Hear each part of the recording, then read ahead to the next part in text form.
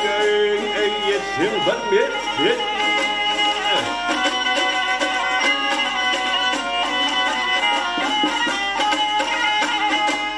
Boş kaytarmaz dileyen eyyesin vermeyen.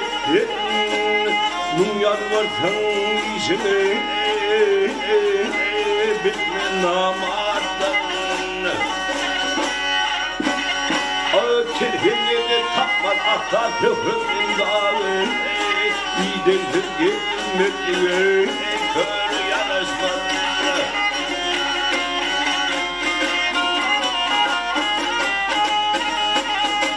Ya dehinler etmeden eylül çok haklasa.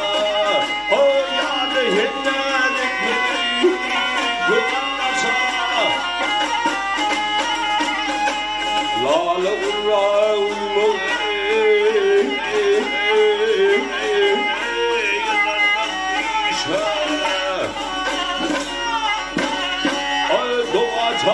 Makahır şülalın nefçini yenmeli bir yarışmalı.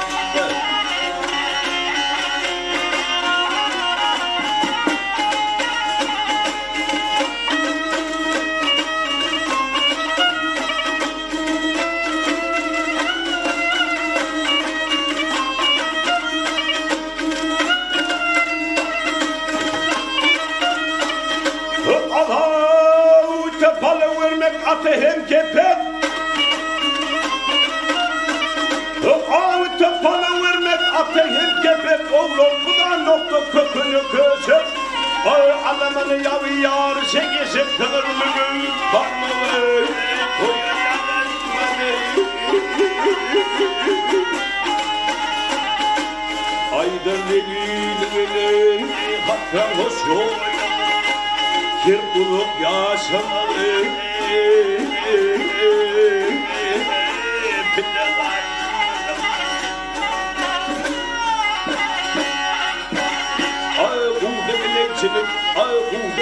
Çılık bayı soğurda Tülkavun şiiri yarasmaz.